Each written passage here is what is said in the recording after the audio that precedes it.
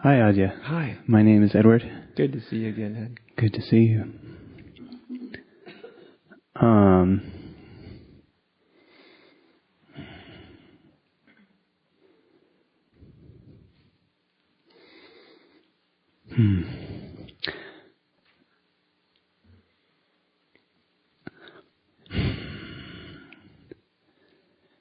I guess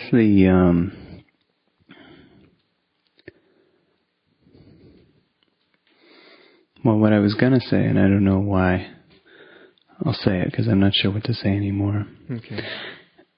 is just that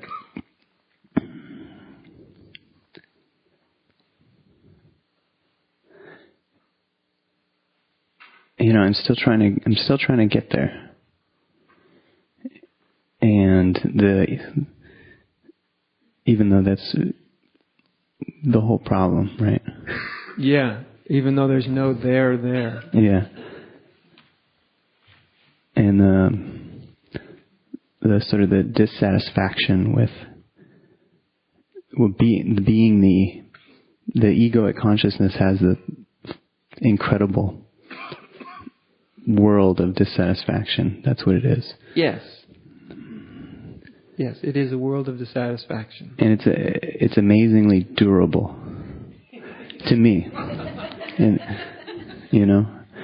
my expectation was that it wouldn't hang out, much the same way year after year after year, even after seeing it clearly. Yeah. It sort of just hangs around, or seems to. Mm-hmm. Just like your shadow. Yeah. And I don't mean that like the shadow. I mean just like your shadow when the sun shines. You have your shadow. Like Ramana said, trying to run away from your shadow is rather ridiculous. It follows you everywhere you go.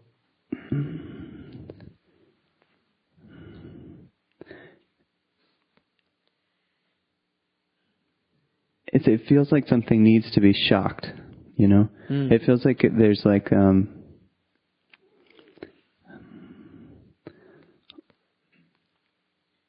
I've become somehow comfortable with a certain level of, there's a lot that I used to be really sort of striving and kind of working on stuff, and I was going to get there, I was getting somewhere, right, making progress, and I wanted to show that I was making progress and blah, blah, blah.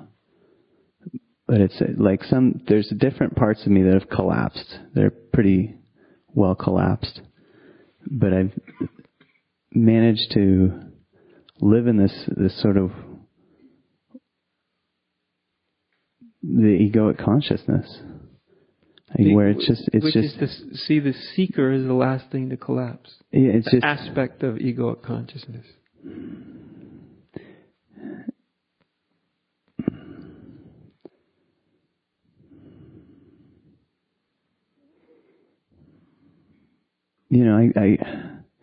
I'm tired of it, I guess. And it doesn't seem like, it's come on retreats and just see little things, but it's not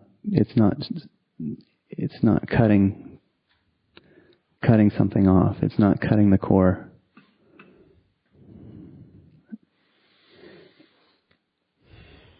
Is all that necessary? I don't even know. It doesn't seem like.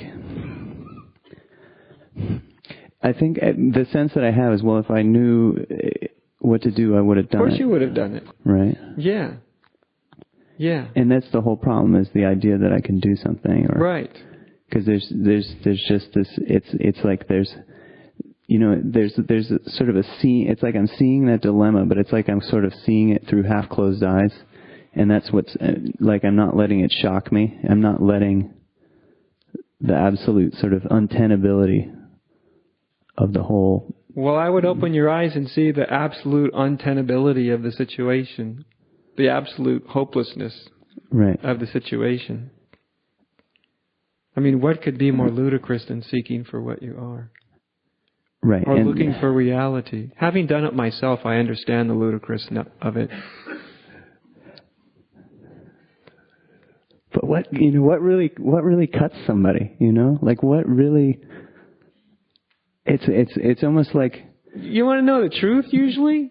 What's that? It just wears out. Yeah. Because it's usually not a dramatic event. You can get your little glimpses of truth and your little ahas and all that, and that can be, very sudden and like everything. But the damn seeker thing that keeps trying to go somewhere and achieve something, and then it's got a million good reasons, and now it's trying to stabilize or whatever its trip is, whatever its dance is.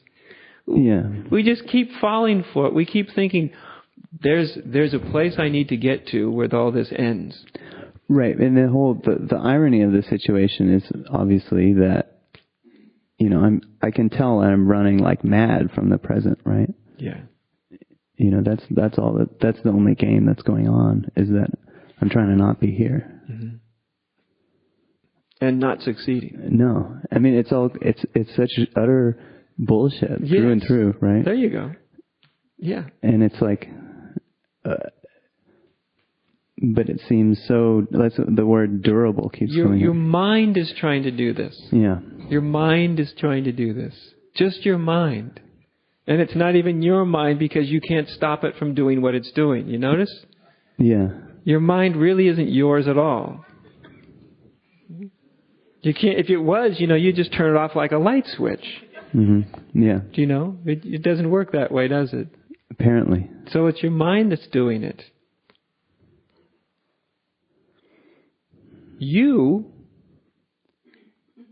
are not doing any of this. All the last little bits of seeking are just something that's happening within mind. That's all. And you aren't your mind.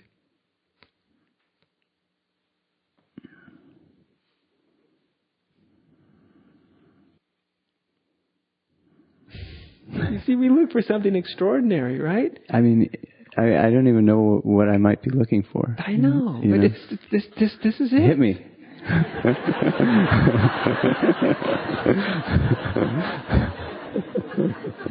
You don't need to be hit.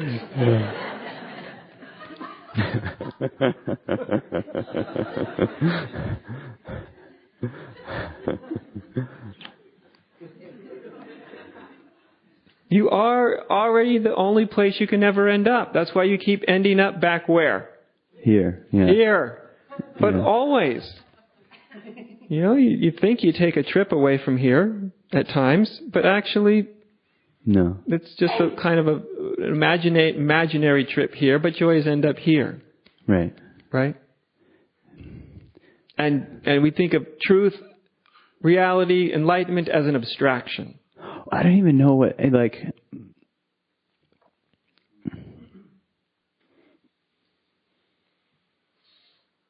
my abstraction doesn't even hold very well. I used to have pretty clear ideas about what I wanted out of it, or what. Yeah. But it's I don't know what I'm after. Right. Right. And it's sort of I don't even know.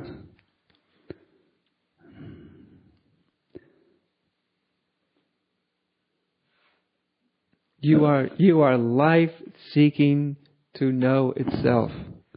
Period. Plain and simple. Mm. That's what's happening.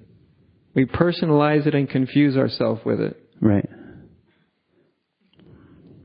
It's just life endeavoring to become conscious of itself. That's it. That's what's happening. We get all these little personal stories about what it is, but actually that's what it is. It may have to work itself out of all sorts of personal stories, but that's what's really happening. Life's just seeking to go, oh, here I am. Right.